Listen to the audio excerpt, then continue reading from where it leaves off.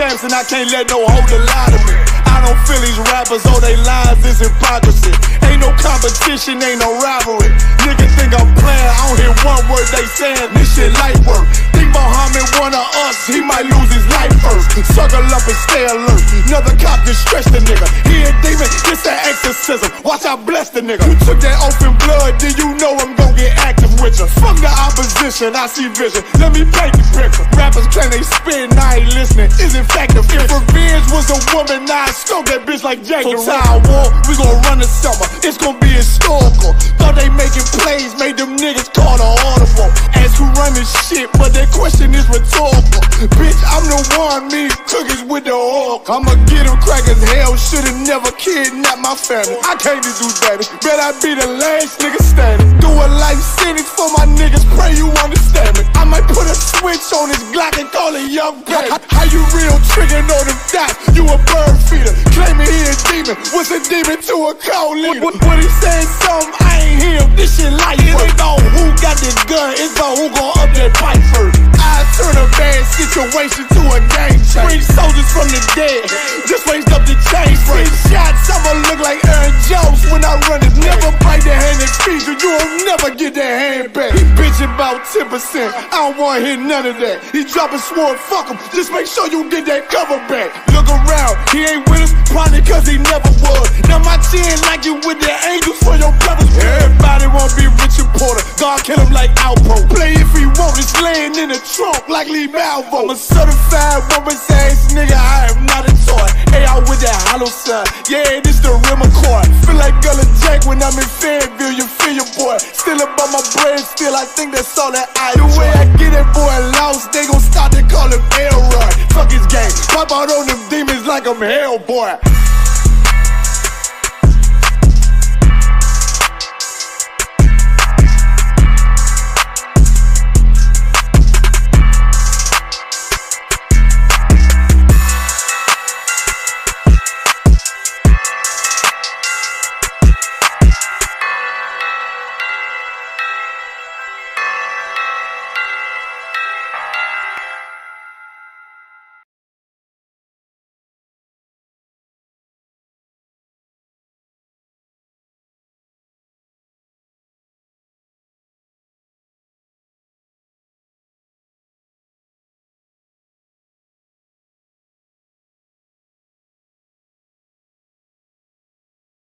Yeah.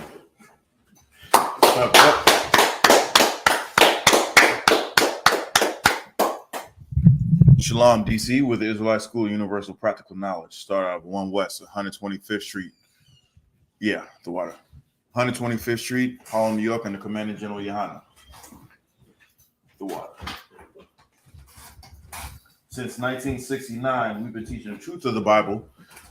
And the truth is that the so-called blacks, Hispanics, and Native American Indians are the true Jews, and that our oppressor is the devil that the Bible speaks of. We're not affiliated with any other Hebrew group or Christian or church on the face of this earth. 1 West is home of the truth, and the truth lies with 1 West. And we're going to prove it to you tonight exactly what I'm talking about. Recent events and recent current events and world events, we come to know that the Queen of England has since let go the ghost and given up the ghost, has passed away, and now her son, who is now I guess King Charles is in command right now. And the world over is mourning the loss of this the longest reigning monarch in modern history. I'm not sure of who reigned longer than Queen Elizabeth II, but right now, at least in modern history, she has been the longest reigning monarch in modern history. But what does that mean for so-called Blacks, Hispanics, and Native American Indians? Is that something that we should mourn? Is that something that we should celebrate? It should be neither, really.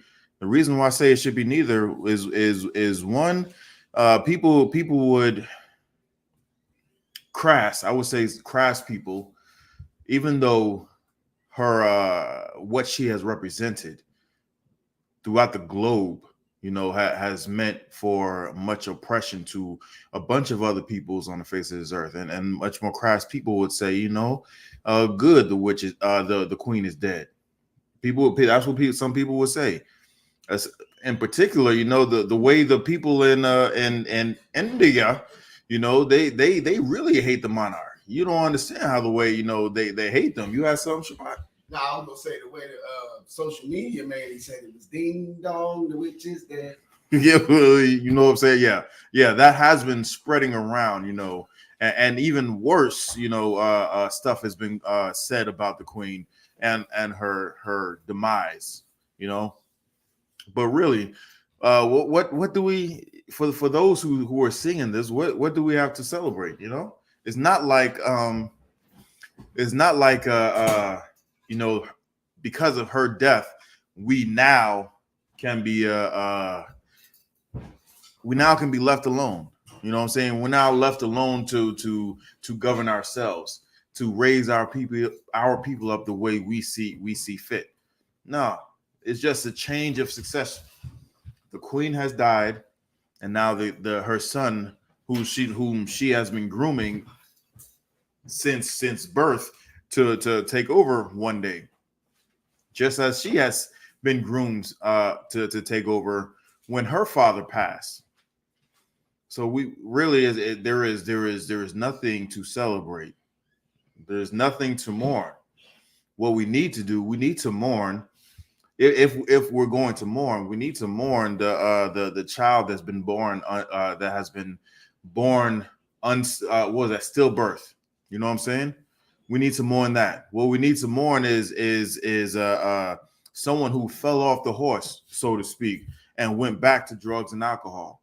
That's what we need to mourn. What we need to celebrate is every Black, Hispanic, and Native American Indian that shed themselves of the world and have come into the truth. Right. That's what we should celebrate. That and only then, when something like that happens, we can then turn the tide and the narrative of so-called Black, Hispanic, and Native American Indians. We can look to ourselves for strength.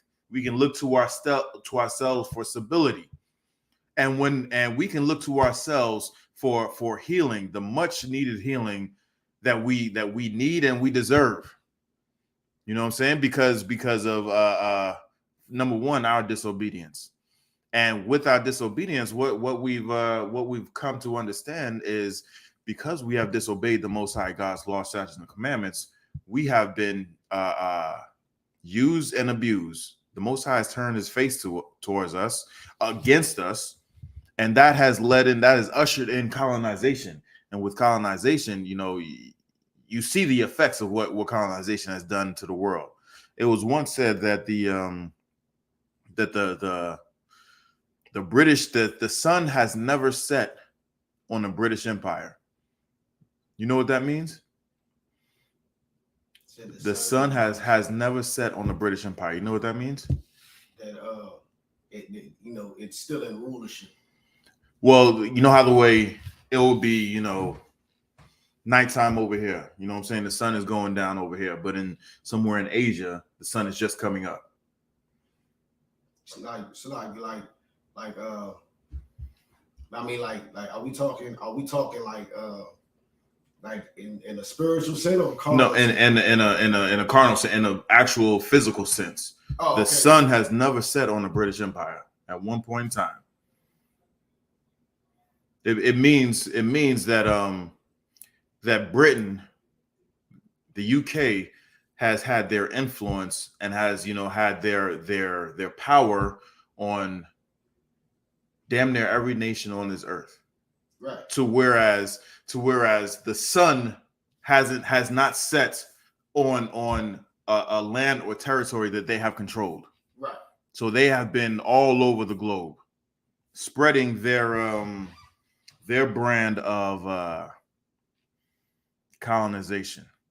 You know what I'm saying? And right now, today, what we're going to get into is how, in particular, how colonization has destroyed, our Native American brothers and sisters here in the Americas. I was living in in Canada for about 3.5 years. And I didn't know about this until I left. And have you ever heard of residential schools?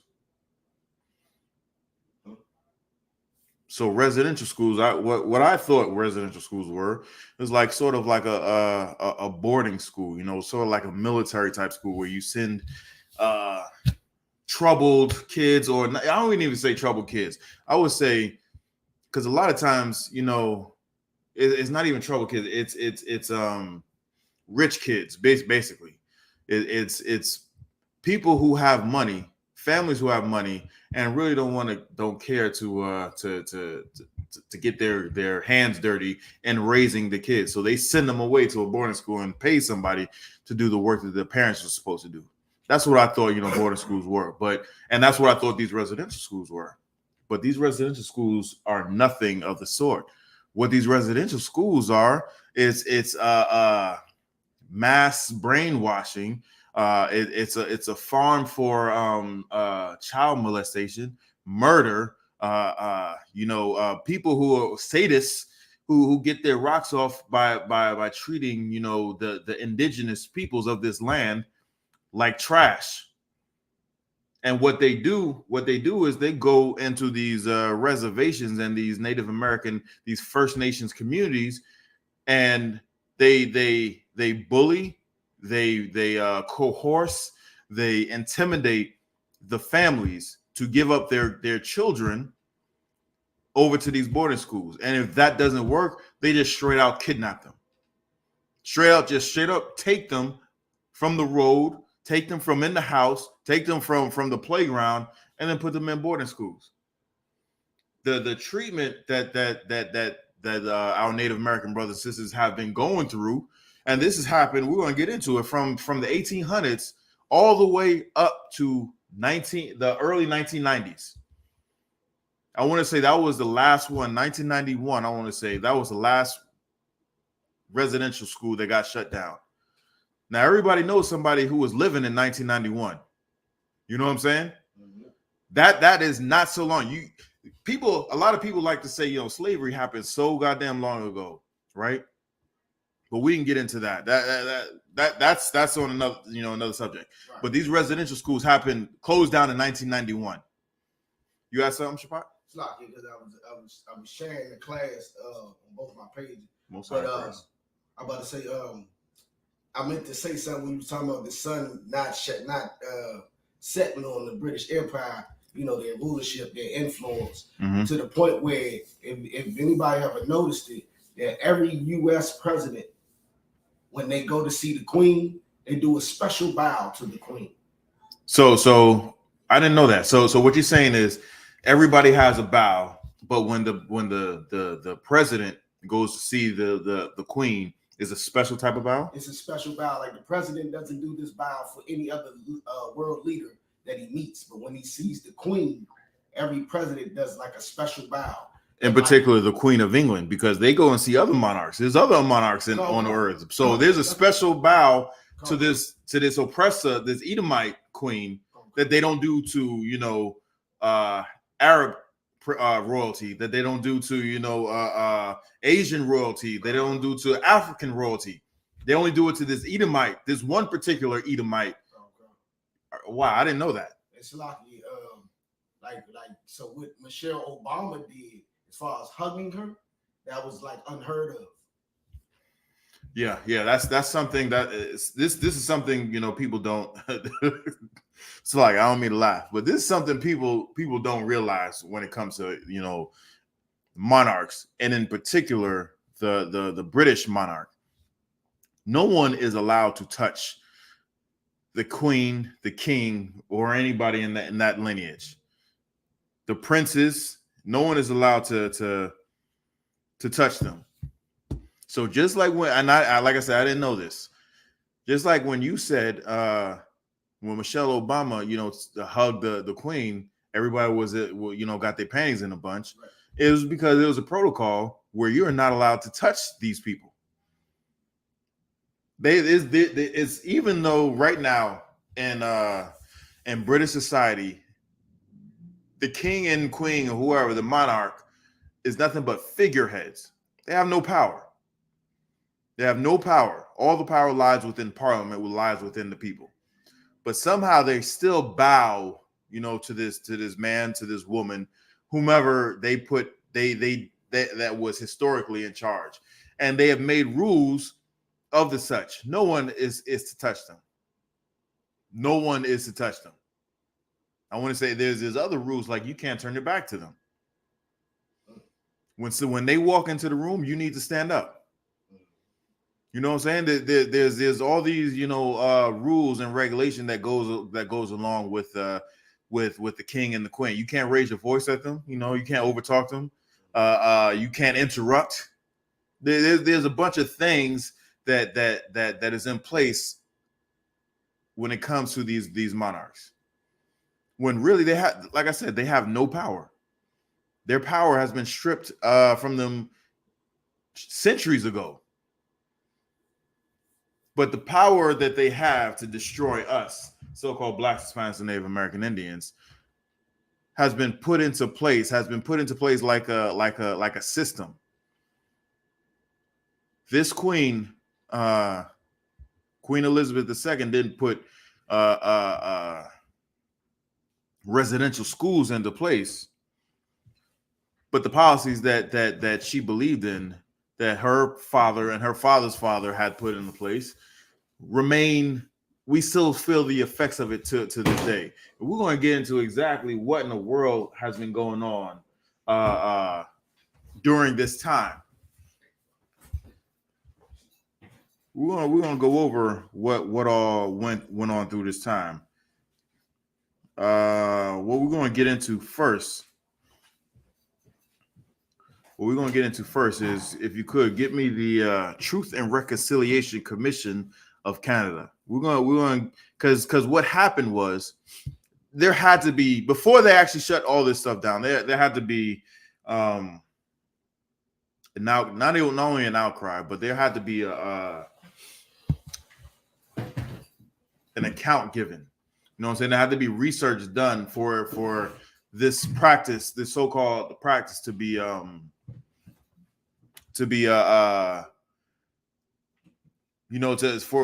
this practice to be looked at and then deemed, detrimental to a people. Now, this commission happened, I want to say, after. No sweat. I want to say this commission happened well after they closed down the final schools. But even the simple act of them closing down the schools, there had to be, it wasn't just someone coming into the realization that these practices are death. Because residential schools, the sole purpose of these residential schools is to exterminate the Native American gene pool. It's to exterminate, the Native Americans, the First Nation people. That was the whole purpose of these residential schools. They said, well, there's nothing that we can do with the adults, just let them do whatever it is the hell they want to do. But these children, we're gonna take the kids, and we're gonna bleed out the Native American in them and make them good British citizens. We're gonna bleed out the savages that is naturally in them, and we're gonna make them good British citizens. That's why the Most High told us that interracial marriage is an abomination unto him. Now, these residential schools are not interracial marriages, but the same reason why the Most High told us not to have interracial marriages is the effect that it would have on our children, the next generation and the generations to come.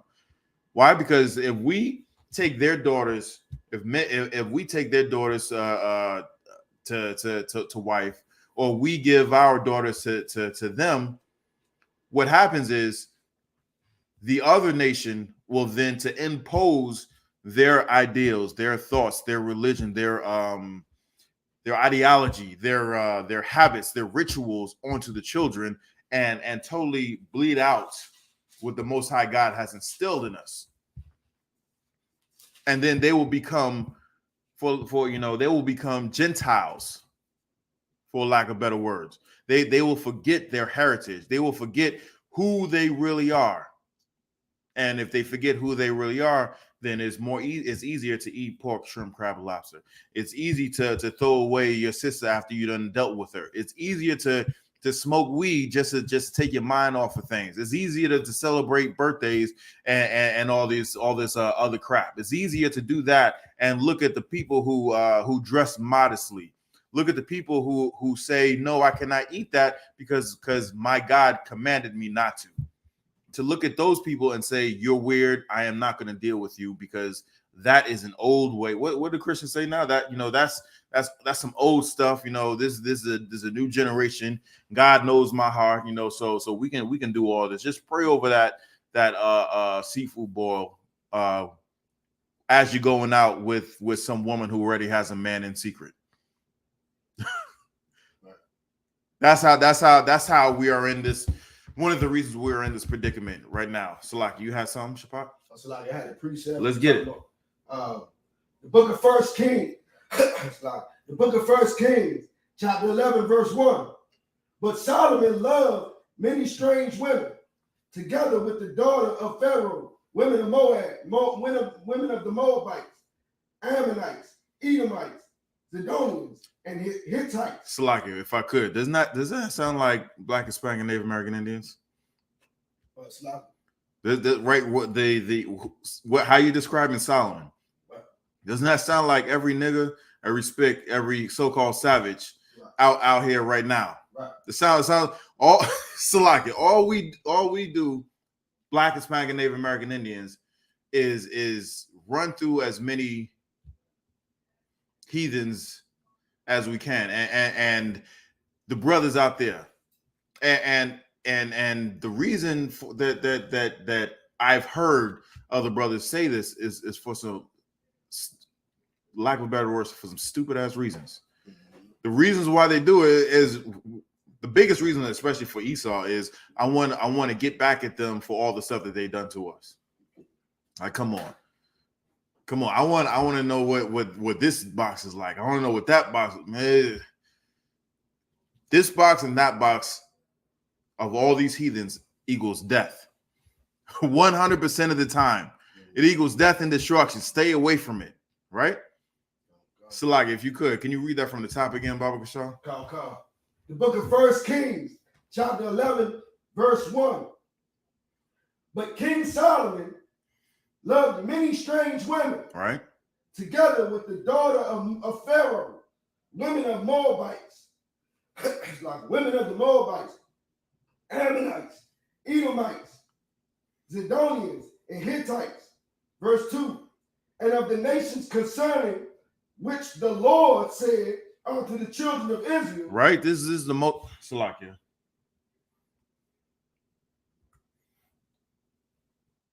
This is what the Lord is saying. It's on.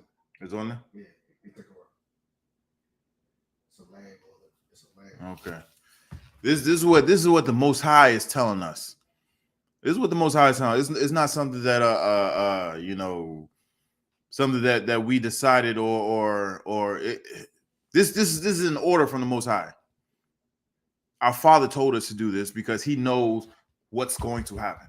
He's seen the road that's already been laid before us, and he knows there's pitfalls, there's traps, there's all sorts of dangers down that path, and He's telling us, do not go down that path. Right. Stay on the path where it's light and life and liberty. That path over there is nothing but death and destruction, child support, abortion, so-called rape charges. You know what I'm saying? Whole cities have been destroyed because some Edomite woman said some nigga touched her, raped her. At best, she just didn't tell the truth. At best. At worst, she flat out said, hey, this nigga raped me, this nigga did this and that and that. Emmett Till, a 13, 14-year-old child, was lynched, beaten, kidnapped, lynched, beaten, hung in the middle of the night because some white woman said that he whistled at her. And on her deathbed, she said, no, that didn't happen. Right? Salakia. If you could keep going, Baba Shaw. You see, it looks like you're looking up another precept. Exactly. Every time you say something, I got the precept. Most High in Christ. Most High in Christ. Yeah, come on. Most of the time. Come, sir. Of the nations concerning which the Lord said unto the children of Israel, right? Ye shall not go into them. Ye shall not go into them, right? Neither shall they come in unto you. For surely they will turn away your heart after their gods. Surely they will turn away your heart after towards their God, right? So because if we do go after these heathen women, we will be doing exactly what we're doing right now. Women's choice, women's rights. When I say women's rights, I'm talking about the quote unquote right to choose. The only choice you have when you're talking about, pro-life, pro-choice, the only choice you have in this regard is who you lay down with, who you decide to open up your legs with. Once you do that and that man plants that seed inside you, your choice is out the window. The Most High God says you must produce that seed. You must produce that child. You cannot you cannot abort it. And they make these this procedure like some sort of a good term, and it's not a good term. It's not, abortion sounds a lot better than murder, than child murder, because that's exactly what it is. It is murder. The Most High God says if you go down this path, you're going to accept that. You're going to accept celebrating birthdays. You're going to accept celebrating Christmas. You're going to accept celebrating goddamn the Day of the Dead, Halloween. That's about to come up in another month. You about to celebrate stuff crap like that. You're going to start celebrating. You're going to start eating stuff, the things that you ain't supposed to eat.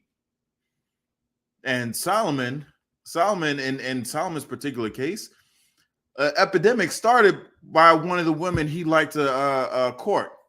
He liked to hold, in high company, high regard, Moab. Pandemics have been started from these heathen custom ways. Who the hell uses a goddamn bat? Like who decided, like, man, look at that squeaky thing flying around. You know what? I think that would taste good in the stew. Who thinks like that? So like if I may, Coach, we talking about Moab, but a bat is nothing but a rat with wings, and they eat rats. So why wouldn't they eat a bat? Niggas eat rats too. Yeah, you're right. They eat, man. Who thinks of these disgusting, vile vermin that causes plagues? Because the Black Plague in Europe was caused by rats. Well, really, it was spread by rats. It wasn't caused by rats. It was caused by Edomites not bathing and not putting away vile, filthy stuff. When I say not putting away vile, filthy stuff, I'm talking about having raw sewage run through the middle of the city. Right. Having, taking relieving yourself in a pot, in a bucket, and then throwing it outside your window. Right. Like, nigga. Taking a bath once or twice a year. And then the whole household following up within that bath water. You are a nasty, disgusting filth, and you deserve the Black Plague. So these vermin was spreading the plague. Why in the hell would you go around eating that? Like, come on. Like, most people, their skin crawls at the sight of a mouse or a rat. Just at the sight of a mouse, you see a woman, climb chairs, scream bloody murder and hell and all that stuff. The size of a rat? Niggas is running out the place. Like, get this thing up out of here. And Moab decides, man, that would be good on a bed of rice. Put some sriracha or whatever sauce they have, some soy sauce and some ginger, and we're gonna tear this thing up. Like, nigga, y'all some vile beasts. Yeah. Like, I know we know in the truth, we know a lot of history and how it spans from the Bible, but you know, Moab comes from incest. So they're basically kind of like slow. Retarded. Slack. Yeah. Yeah, they're mentally studied. Okay. Yes. They got so mad that the term I want to say mongoloid had to be redefined or taken out altogether, or have their part be taken out of the definition of mongoloid.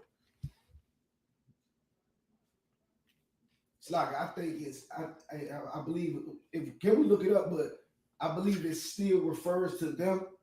You know what I'm saying? No, it doesn't. That's what I'm saying. It changed. It happened probably maybe about 10 years ago, maybe a little longer. But it definitely, if you look it up, it's not going to be the same as it's not going to be the same as it once was. Okay. You know what I'm saying?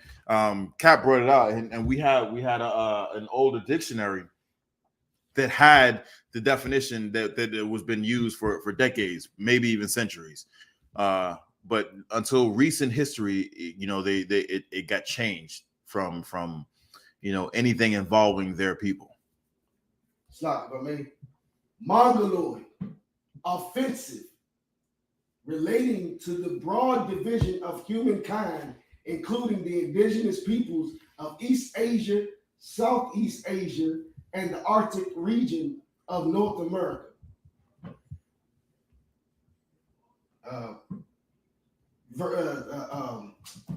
Definition 2, offensive, having Down syndrome. But see, this is what I'm talking about. They changed the definition. Now they're saying it's an offensive term. Right. When before that part that wasn't in there. It wasn't saying it's an offensive term towards, you know, these Asian people. Right.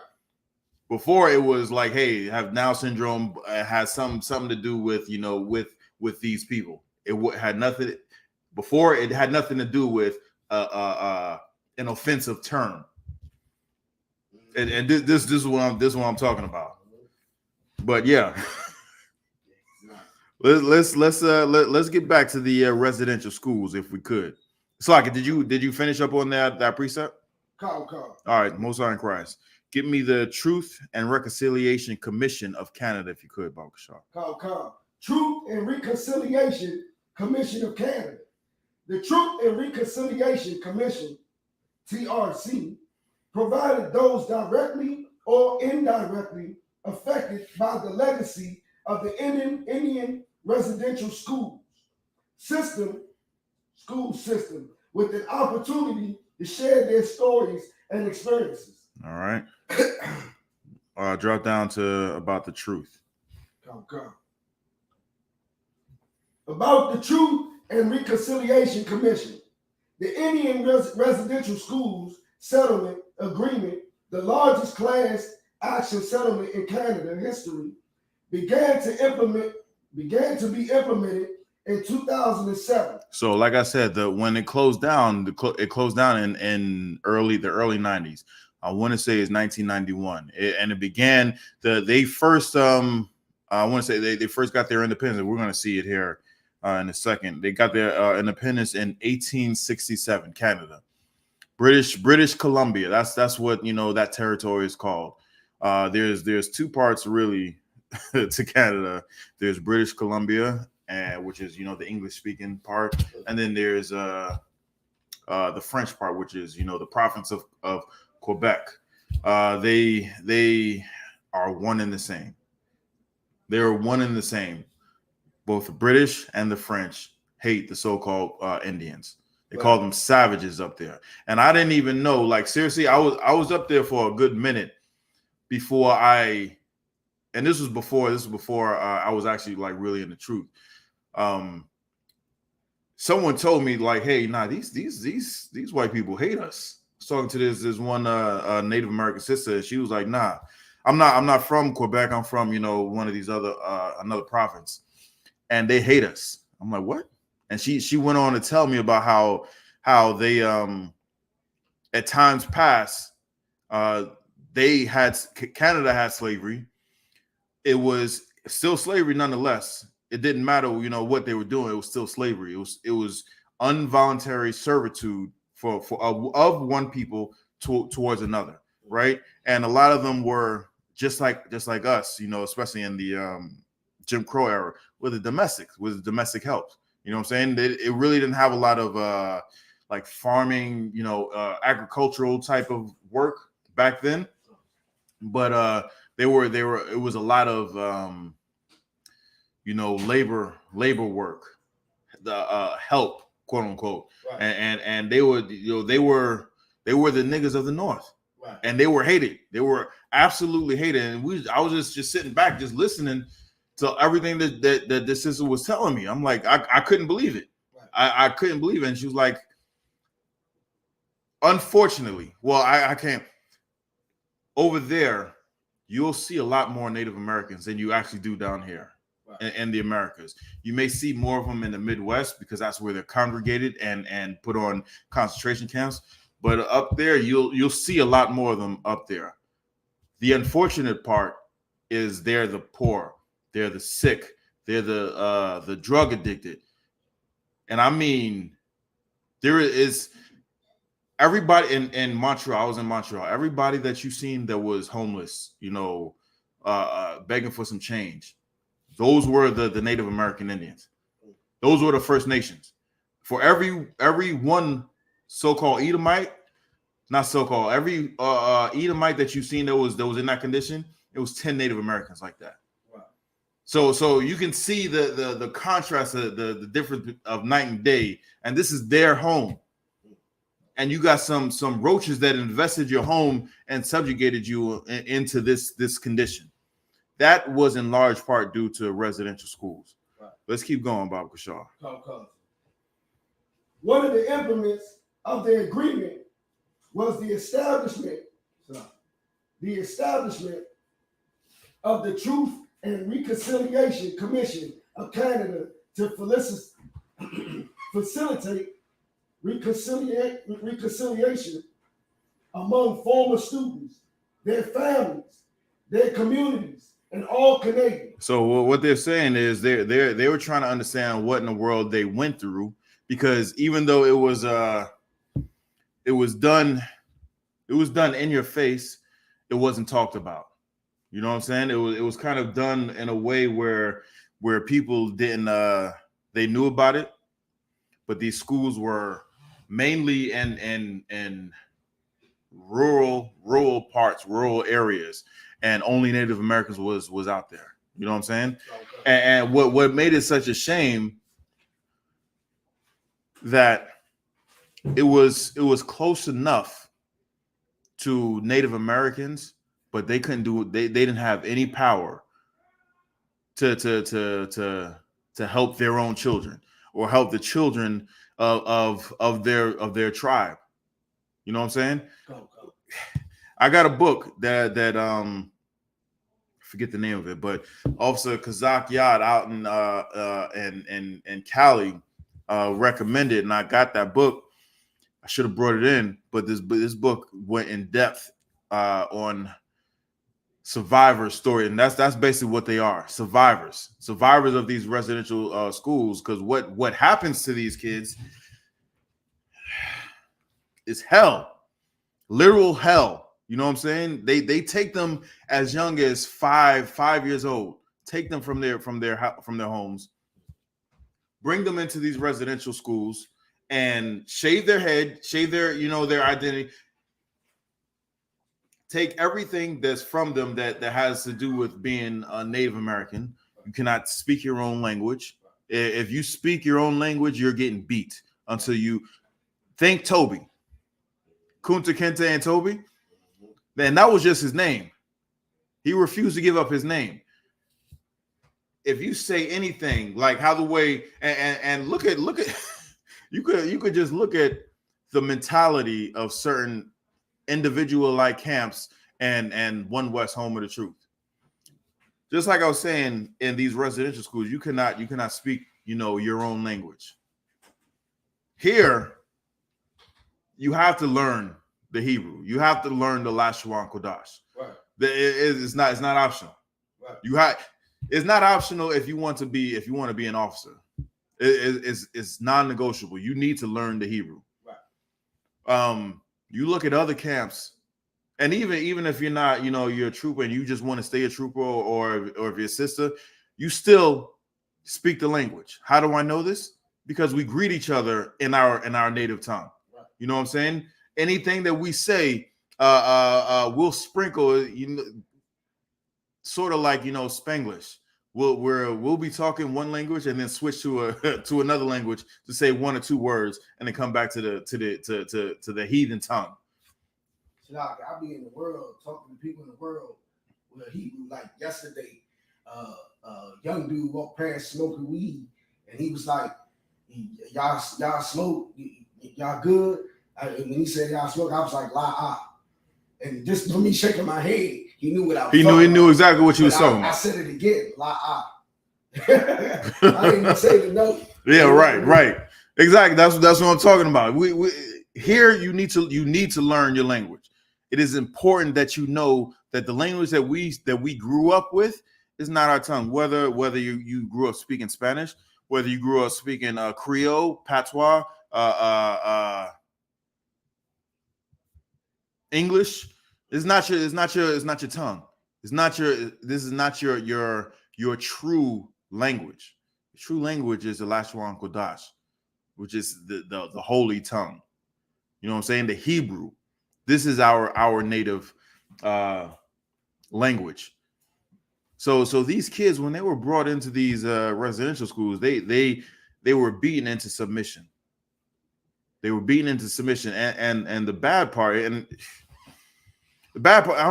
there's so many bad parts to it. Right. Once they actually, because they got to go home for the summer. You know what I'm saying? They got to go home for the summer because you're, especially with young children. Once you not learn or you not use the skills that you've been taught after a certain period of time, you forget. You know what I'm saying? That goes with any type of skills, but with young children especially, it's easier for them to forget, certain words, certain customs and whatnot. So they spend majority of the year in these residential schools having the Native American, what they would say, savage, beaten out of them.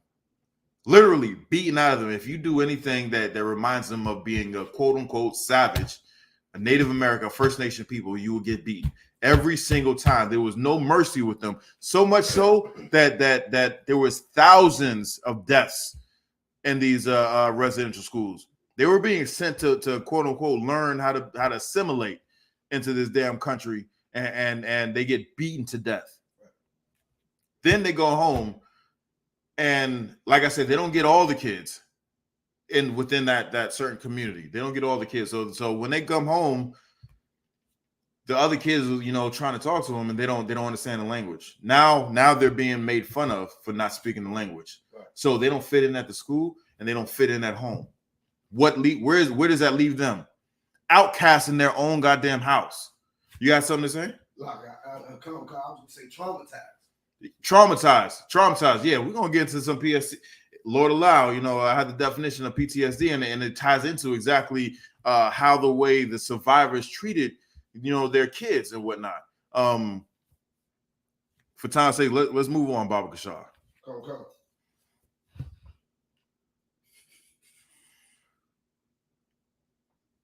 The official mandate of the TRC is found in Schedule N of the settlement agreement, which includes the principles that guided the commission in its important work. All right, drop down to the next section, the Truth and Reconciliation Commission's final report. There, yeah. Come. The Truth and Reconciliation Commission's final report. The Truth and Reconciliation Commission's final report and testament to to the courage of each and every survivor and family member who shared their story. Now you can go online and because a lot of this stuff was publicized. You know what I'm saying? It was like a Senate hearing meeting where they had survivor after survivor after survivor, not only the survivors but the family members of the survivors come forward and tell their stories, and it's really hard to watch. It's a hard thing to watch elderly men and grown men, you know, break down in a room full of friends and strangers about the treatment that has happened to them when they were children. Right. You know what I'm saying? It is hard to watch, but we must watch it just to remember what Queen Elizabeth represented. Right. What King Charles represents currently. Right. We have to go through that so that we know who the devil the Bible speaks of. Right. That's exactly why we need to remember, and because we can remember such things, we can. It is easier for us to take our love from them and put it to the people who have been, you know, hurt and traumatized by all of these events, all of these happenings that has happened to all of our people throughout, you know, the Americas, the Caribbean islands, and in Europe, so that we actually know what goes on. You know what I'm saying? And then, even though I read a stat, I want to say it was in that book that Officer Kazak recommended. There's a high suicide rate when it comes to people who are who've not gone through. Yeah, let me put it this way. There's a high suicide rate in the Native and First Nations community, and it has to do with the people that go through the residential schools. But the people that go through the residential schools are not the ones committing suicide at the higher rate. It's the children. It's their children that have to deal with the trauma that their parents and their grandparents had to deal with, and it was passed down. They had PTSD, and it was passed down to their children. And I've seen, you know, time and time again where and there's one in particular. This one stuck out to me, you know, a lot. How this man, he was saying how he destroyed his relationship with his kids, and now his kids don't talk to him. He can't even see his grandkids because of the crap that he had to deal with, and he didn't know how to deal with when he went through the residential schools. There was no therapy, there was no counsel that he could go to. So he did what he thought was best, and he destroyed his kids to a point where they won't even talk to him. They won't even let him see his grandkids. And this man is breaking down crying because of the effects that happened to him when he was, you know, 5 and 10 years old.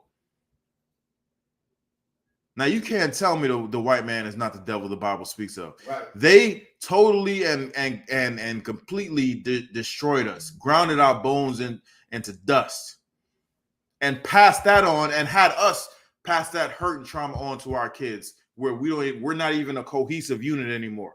You had something?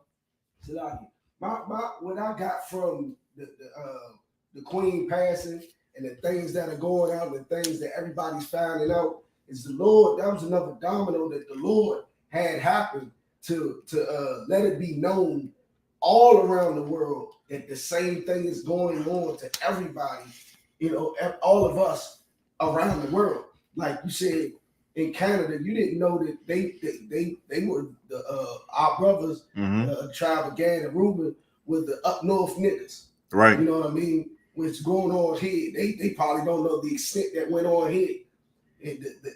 On Black Watch just this Saturday, they put it out how this oppressor over there in England didn't realize that the same thing that was happening then to black people, that blacks, Hispanics did, was happening in America. And he was old. He was an older man. So, you know, I feel like what I got from is the Lord knocked that domino down, because people are talking now and they're saying that everything is the same around the whole world when it comes to us. It's just like the prayers that we have at the end of every class, where it says, you know, open up the internet and the airwaves, so that we can broadcast His word, so that, just like you're saying, we can know what's going on in the country, goddamn, right next to us.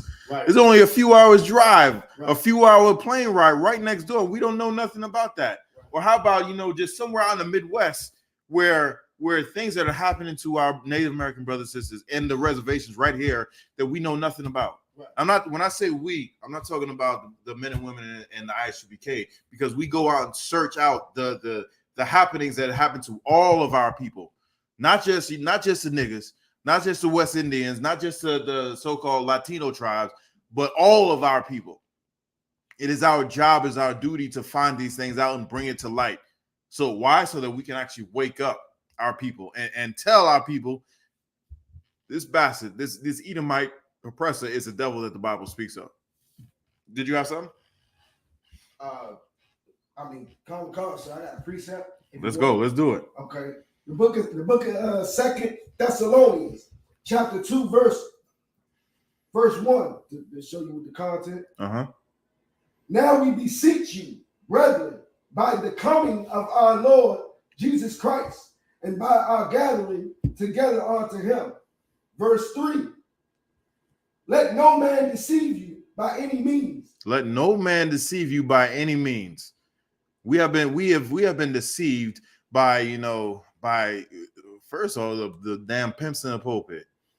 We've been deceived by some song and dance and some sweet words. So some rhythmic words. You know, pastors love to exactly, love to put they words into you know, rhythm. Niggas love some rhythm. And we're deceived by them. We put all of our faith and all of our hopes and dreams and power behind them, when all they do is then turn that into political gain and economical gain for the oppressor, right, to do nothing but oppress us even more, so they can put their knees on our necks for 8 minutes and 27 seconds? Over 8 minutes, for over 8 minutes, so that they can kick in our doors when we're playing video games with our nieces and nephews. You know what I'm saying? So that they can have serve a no-knock warrant and shoot us while we're in the goddamn bed. Right. We need to take our power from these wicked leaders. We need to take our powers from these oppressors, whether it be Edomites, Elamites, Moabs, or any other stinking heathen nation, and put it back on our people, so that we can get our people, our children, off the cages that's in the borders of the South, so that we can get our people up off the reservations, so that we can get our people out of prisons. You know what I'm saying? So that we can find the over 100,000 missing black women that's going on right now. Once we take our love from the people that are actually putting us in those positions and putting it back onto us, there wouldn't be no 100,000 missing black women. There wouldn't be no Native American Indians on reservations. There wouldn't be 80%, you know, joblessness on reservations. There would be no kids in cages on the borders. You know what I'm saying? If there's famine or unrest in other countries, we will open up our borders to our people. Why? Because it's their land too. I just like real sidebar. I just saw a video where the Peace Corps is saying all black Peace Corps members, just beware. If you do go to Ukraine to serve, you know, as a Peace Corps member, and what Peace Corps really is, you know, you're giving aid, you're giving food, you're giving medical supplies and medical expertise. And I want to say, I'm not even gonna say that, but you're giving aid to war-torn countries and quote unquote third world countries. They say if you're black, be careful because they're gonna call you the N-word. They're gonna call you niggas. How the audacity of these people, the audacity. You mean to tell me I'm coming here to help you and you gonna call me out my name? Like you got the mental, you think you are so superior that niggas that look like you is chasing you and killing you, raping your women, stealing your land, stealing your wealth. Those people that look like you are doing that. But me, I look different than you and I'm helping you and you got the nerve to call me out my name? Right. That's why Christ has to come back and kill you. Go. For that reason, Christ is going to have to come back and kill you. For that reason, should no nigga go over there and try and help you. Right. So like, you have some more on this precept? Go. Let's go. Go. Book of 2 Thessalonians chapter 2, verse 3. Let no man deceive you by any means, for that day shall not come, except there be a falling away first, and that man of sin be revealed, the son of perdition. That man of sin be revealed. And you know what? Every day that we do to wake up our people is let them know that these refugees who are running away from killers that look like them will call you out your name, call you a nigga. That's the falling away. That we're waking up our people that, hey, that not so long ago that there used to be schools that would breed the Native American Indian out of the Native American Indian. That's the falling away. You know what I'm saying? The video showing proof that an oppressor gets pulled over and curses out, the cop, threatens his life, rips up the tickets and throw it in his face and then speeds off.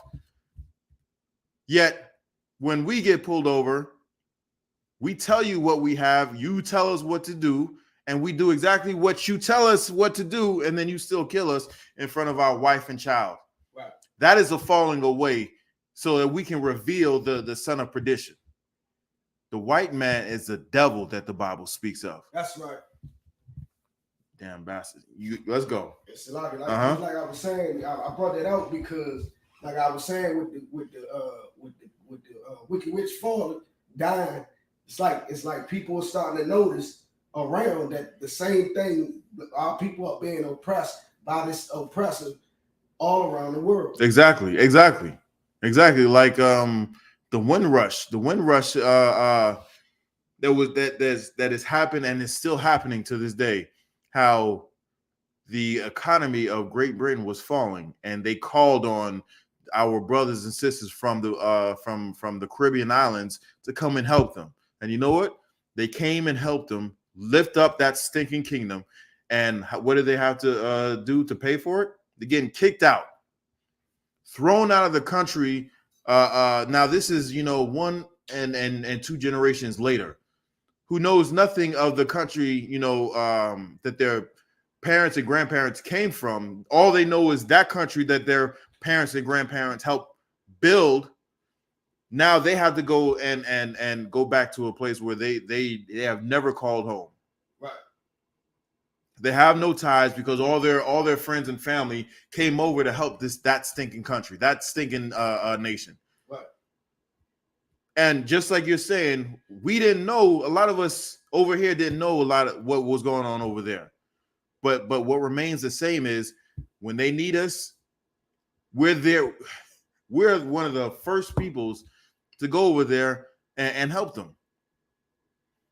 Now they had the Caribbean islands, had the British had a foothold in the Caribbean islands.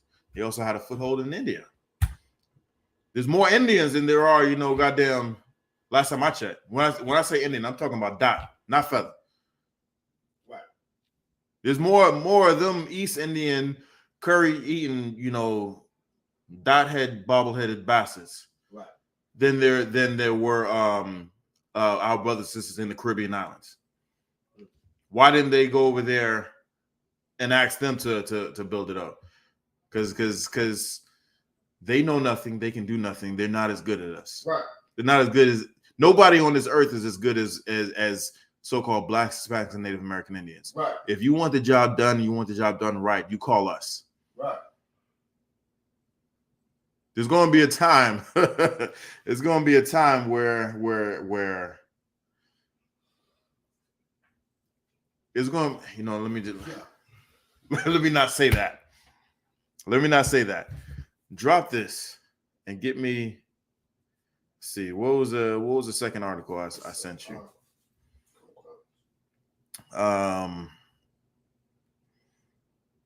Second article should be stories from Canada's indigenous. That's it. Yeah. Concert. Go ahead, sir. Yeah. If you could. Come. Stories from Canada's indigenous residential schools. School survives. At first, John Jones' childhood wasn't very different from other kids. The only important thing to a child is to play and be loved, Jones says. That's what my life was like before residential school. All right. So from what he remembers, he enjoyed his childhood before the residential schools. Now he's going to get into what it was like after.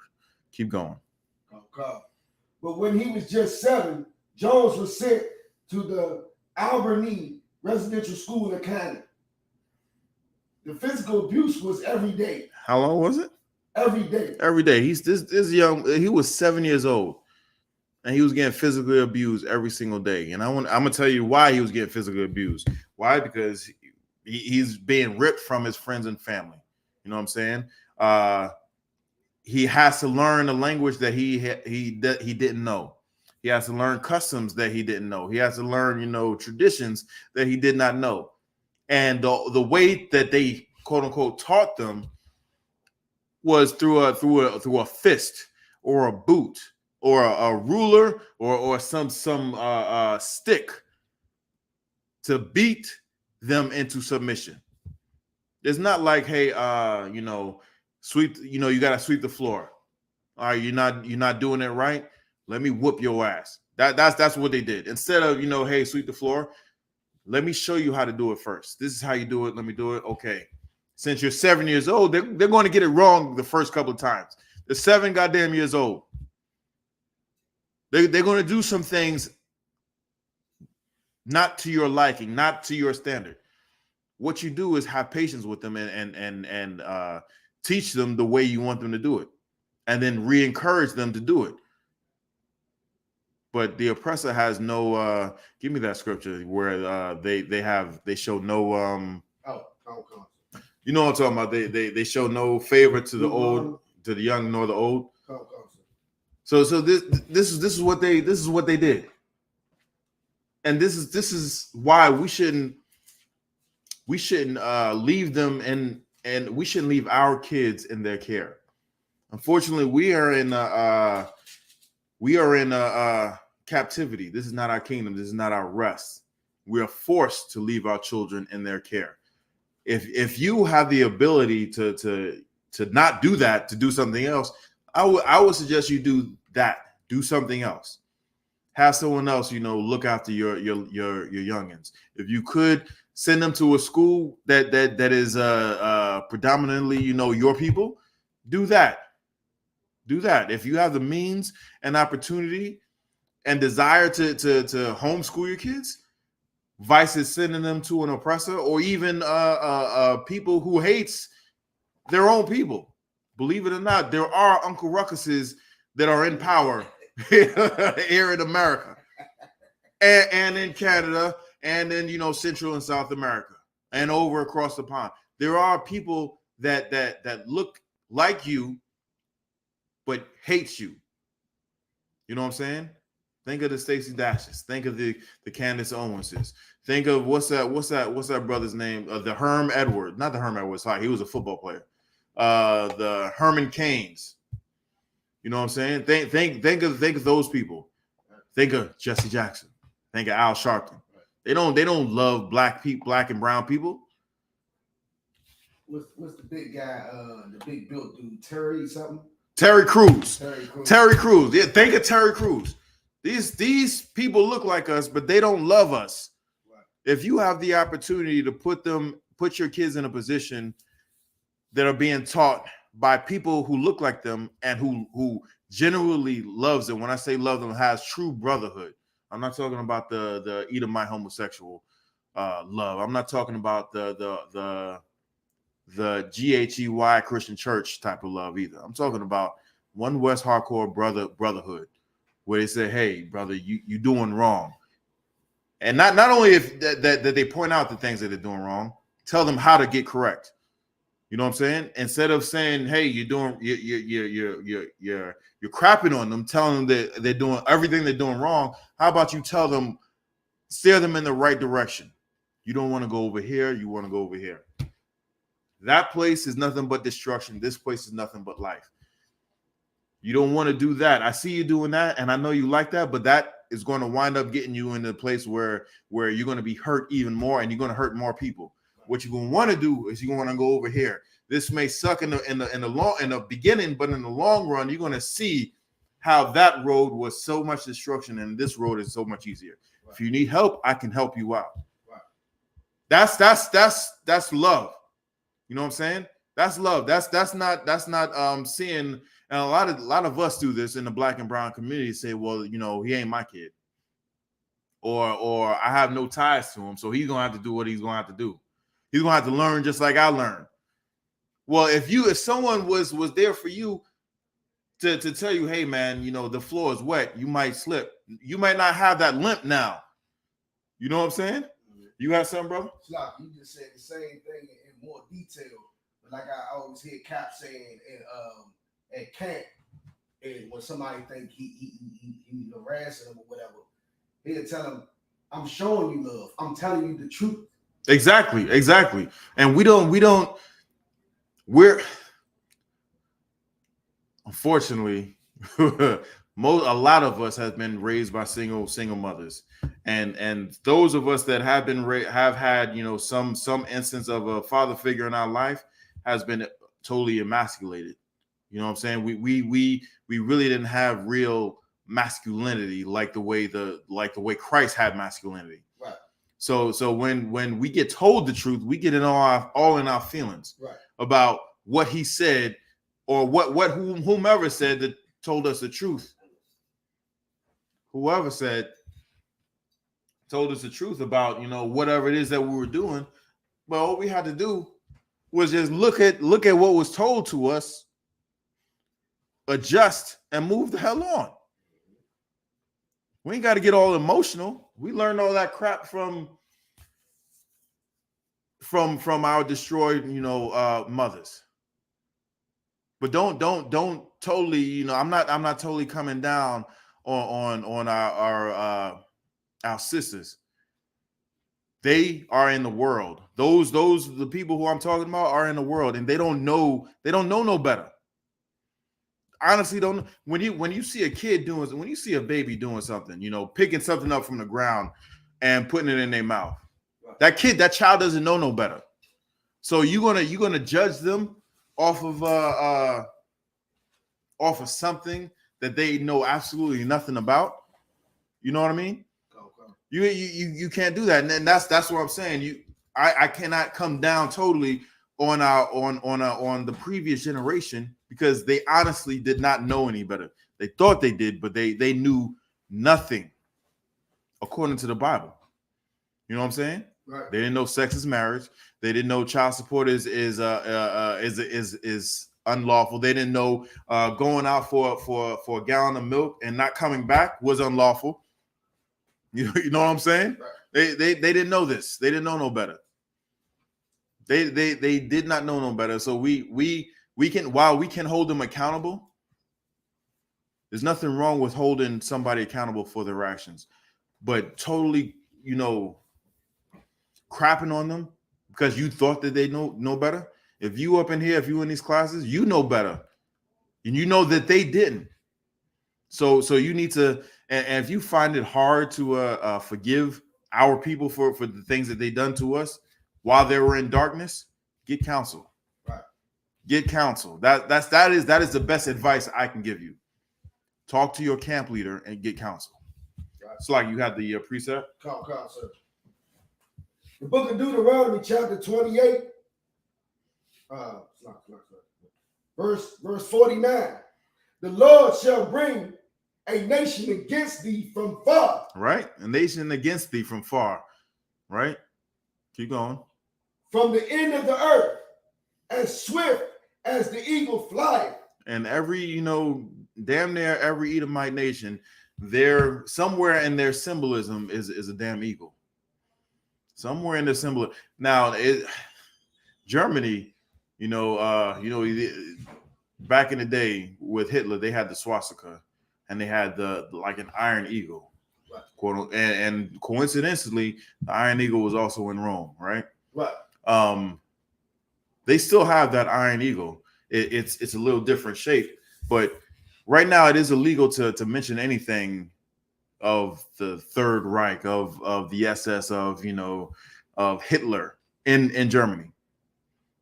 In Germany, they've written it into their law. You cannot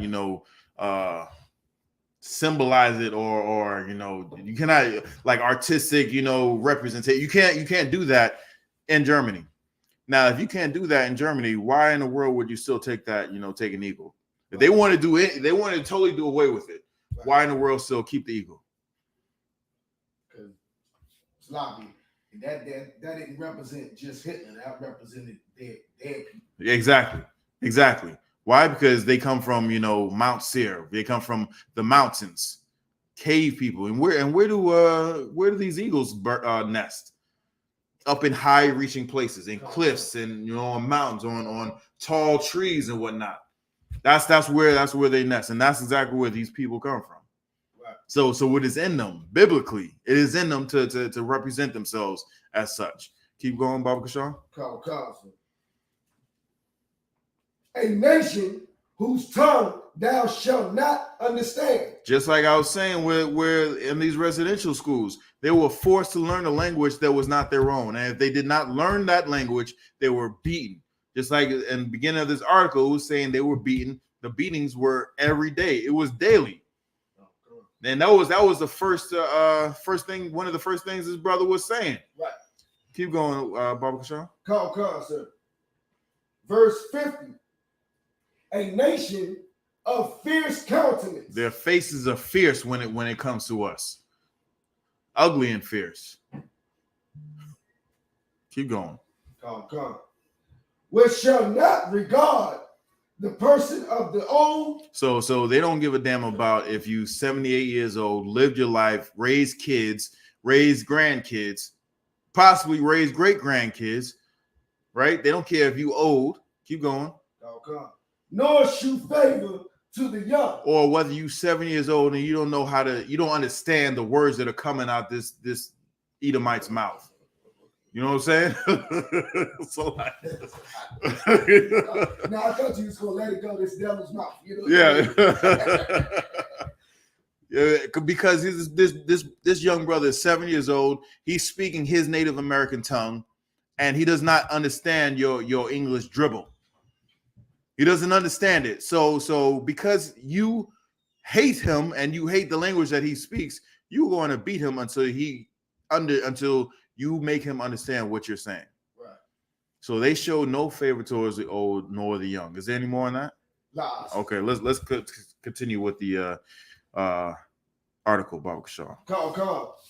The physical abuse was every day, he says, and being assaulted verbally.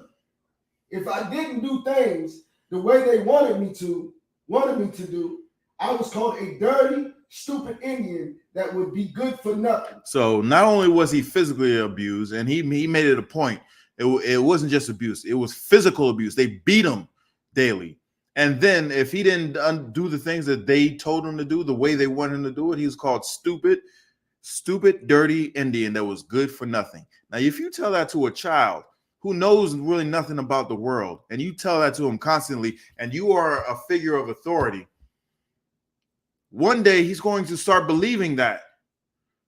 And when he gets older, he's going to believe that he is stupid, he is dirty, he is nothing. And he's going to, what if you say that about a child, then he's going to try and not be that, not be himself, not be like his people, but be like the oppressor. Be like this sodomite over here. This dirty, stinking bastard right here. This is a dirty, stinking, rotten bastard that had sex with his sister and killed his brother. He's also a homosexual. And this is this your king? It's not my king. This is not my king. And you bastards, you know what I'm saying? You bastards, Edomites, like really. Y'all chose that to be your ringleader? To be a poster child? Right. Like seriously, you chose an effeminate homosexual that has sex with a sister to as a poster child to be the most perfect man to walk the earth. That was your choice. Probably the best thing I had to pick from, sir. Damn. You could have at least, chose a genius or something. You know what I'm saying? Chose somebody, anybody else. You had to choose that. So now this kid who thinks he can't get right because someone like him is telling him he can't get right. Now he's trying everything to do to be like that bastard, when really that bastard is nothing. Right. That's not my words. That's according to the scriptures. Right. He's like spittle or a drop that falls from a bucket. Right. Let's keep going with that article, Baba Kashaw. Don't come. Set up in the 19th century, Canada's residential schools were used to force assimilation of First Nations children. So force assimilation for First Native American First Nations children. How do they force assimilation? You cannot speak your own language. You had to cut take everything that was Native American about you. Could not come into that school. That was your language. That was your customs. That was your hair. You know what I'm saying? That was the jewelry that you wore.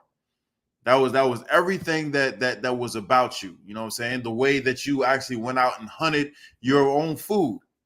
You know what I'm saying? You worked the land. You used the land for your own gain and your own ability for your family and your friends.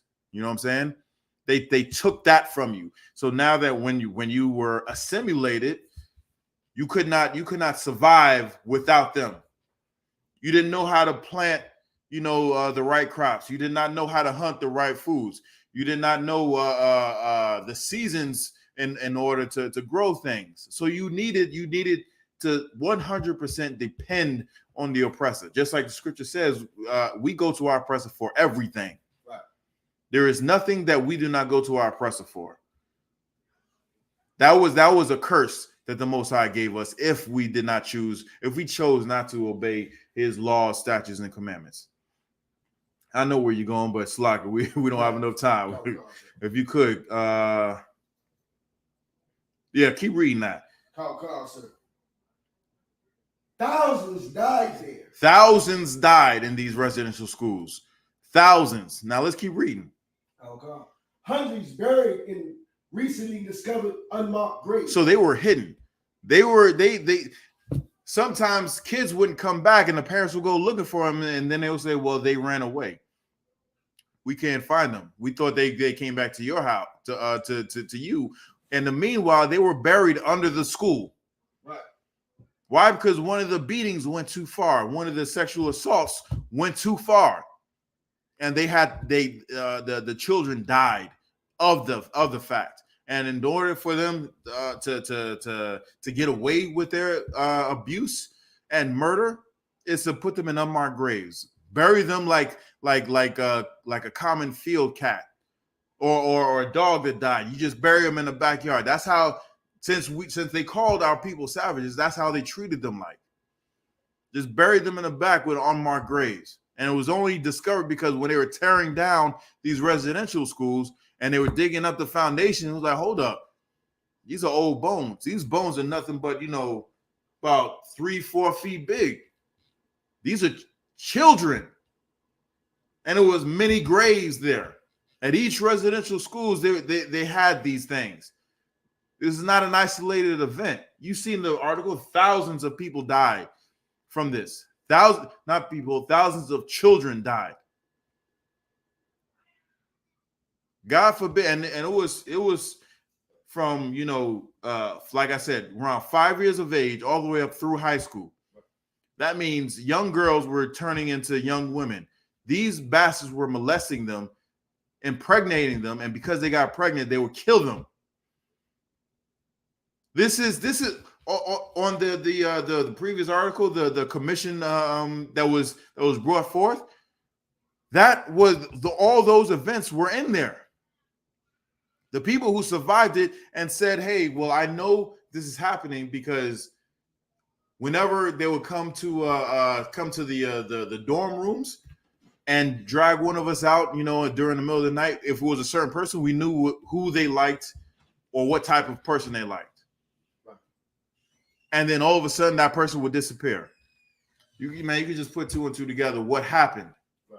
The official story was maybe they ran away or they went back to their village or town, but really they were murdered. They were beaten to death for one reason or another.